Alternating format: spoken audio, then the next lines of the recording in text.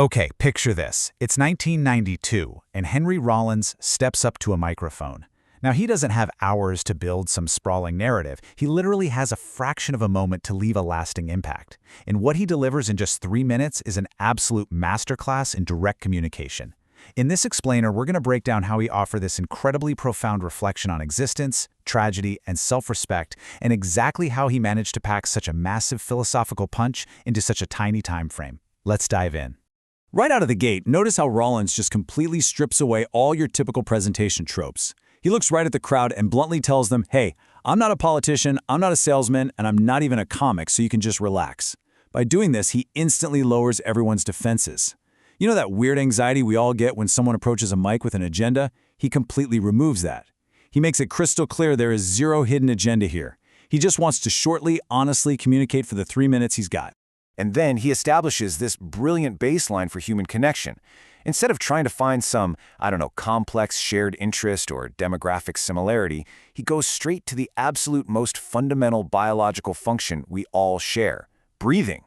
He basically tells the room, look, since you're here and I'm here, and we're both doing the exact same thing, breathing in and out, maybe we can talk. It levels the playing field instantly. You're alive, he's alive, you're breathing. And honestly, that alone is enough of a foundation to have a real, meaningful conversation.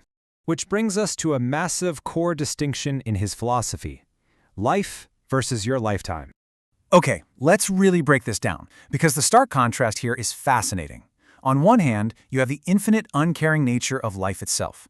Rollins actually corrects that whole life is short cliché. He says, no, life isn't short or long, life simply is. If you or I die tomorrow, life keeps right on going. It was running before we got here, it's going to keep running long after we're gone. But, and here is the critical pivot, while life is infinite, your lifetime is incredibly finite. Your personal clock is ticking down, literally running out every single second of every day. It's a hugely sobering realization that shifts your focus from this grand, abstract concept of life to the immediate, urgent reality of your own limited time. And this realization is playing out in what we have to understand is a very dangerous landscape. To set the scene, Rollins drops the number 213. For those who know, that area code places us right in the heart of Los Angeles during a highly volatile period in 1992. He's reminding his audience that they aren't just floating in a vacuum, they are living in a dangerous country and a very tense landscape. So this isn't some abstract dorm room philosophy anymore, right? This is entirely grounded in the unpredictable reality of their immediate surroundings. He uses the intense tragedies happening right around them to really emphasize the sheer fragility of everything. He points out how part of Venice, California had literally just burned down for nothing a few months prior, and then he shares this deeply devastating personal truth. His best friend was murdered on his own front porch, shot in the face, and again, completely for nothing. He paints this incredibly vivid, heavy picture of a violent climate where absolutely everything can be taken away in a sudden, meaningless instant.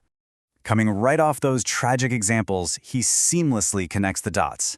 He links the external violence of a world operating for nothing to the internal tragedy of wasting our own limited time doing nothing. Think about it.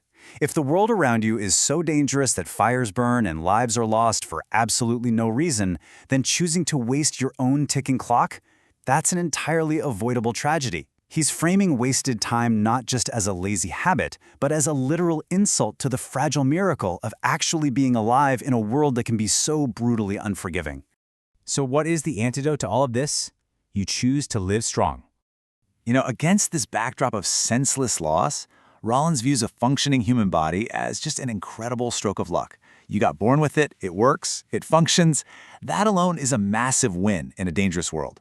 So he poses this super pointed question to the audience: when you've been handed this incredible functioning vessel, why on earth would you go out of your way to purposefully screw it up? He gets super raw and blunt here about self-sabotage. He genuinely cannot fathom how anyone could willingly damage their own beautiful lungs. He's practically begging the audience to stay away from heroin and dope, just totally bewildered by the choice to actively introduce poison into a healthy system.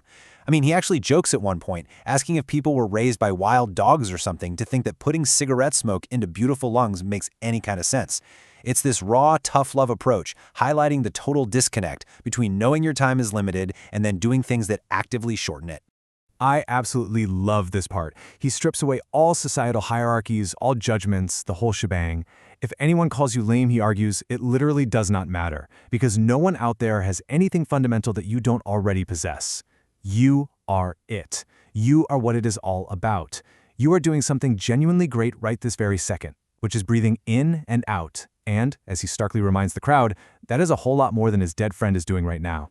That breath, that is your ultimate power and your inherent self-worth. He boils the entire takeaway down to a stark binary choice, and it injects so much energy into this drive to just stay alive, be grateful you're breathing, and respect your body. He admits, hey, I don't know you guys, but I like you, and I want you to stick around. I want you to live long and strong. Because the alternative, he points out with this grim, gritty realism, is ending up in a plastic box in Burbank, California. It's beautifully unpolished. It's a deeply pragmatic way of saying, choose life, protect your health, and do not take a single second of your ticking clock for granted. So as we wrap up this explainer, I really want to leave you with a final thought to consider about your own fleeting lifetime. The world's gonna keep spinning, the clock keeps ticking, and life will go on with or without us. But right now, you have a functioning body and you are doing something incredibly great. You are breathing in and out. So ask yourself, how are you spending the seconds of your lifetime? Are you wasting it doing nothing, or are you making the conscious, active choice to live long and strong?